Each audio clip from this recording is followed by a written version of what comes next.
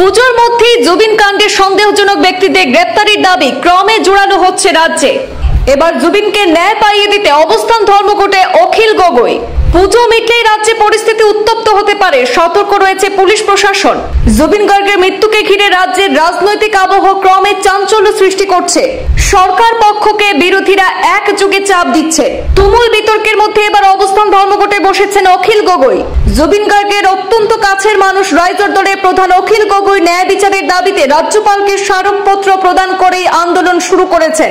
প্রয়াত শিল্পীর রহস্য মৃত্যুতে সন্দেহাতীত ব্যক্তিদের হাজিরার সময় দিয়ে নোটিশ ধরানোর ঘটনাকে পুজোর ছুটি উল্লেখ করে মন্তব্য করেছেন অখিল শিবিরের লুরিনজ্যোতি গগৈ।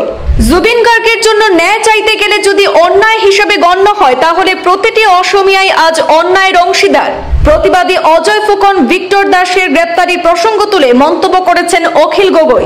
জুবিন ভক্ত এবং অনুগামীদের প্রশ্ন যে জুবিন গার্গের মৃত্যু রহস্য কবে উন্মোচন হবে, কবে প্রকাশ পাবে প্রকৃত সত্য।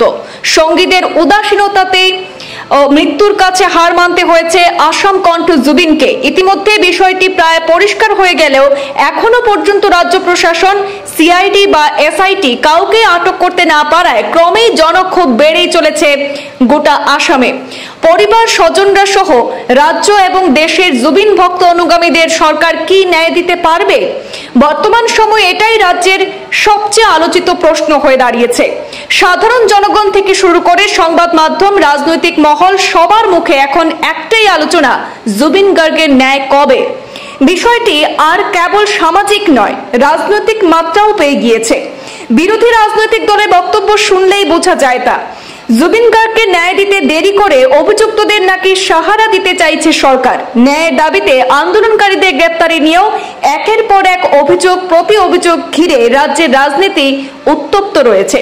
এরই মাঝে সাধারণ মানুষের কণ্ঠস্বরকে তুলে ধরতে রাইজর দলের বিধায়ক অখিল গগৈ নিলেন বড় পদক্ষেপ।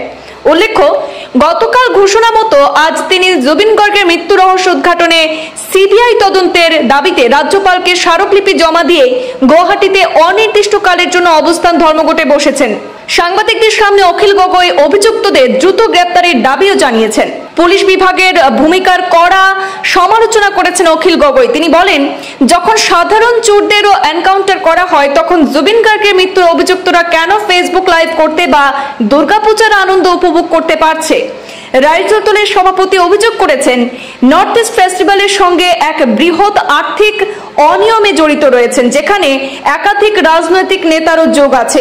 তিনি তদন্তকারী সংস্থা এনফোর্সমেন্ট ডিরেক্টরেট অর্থাৎ ইডিকে এই বিষয়ে অনুসন্ধান চালানোর আহ্বান জানিয়েছেন।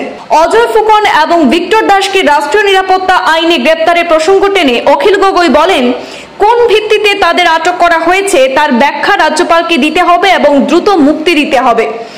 অভিযোগকে আরো জোরালো করে অখিল গগৈ প্রশ্ন তুলেন, জুবিন গার্গের মৃত্যুর পরপরই কি সেখানে রিনিকি ভুঁইয়া শর্মার নেতৃত্বে একটি ফ্যাশন শো আয়োজন করা হয়েছিল?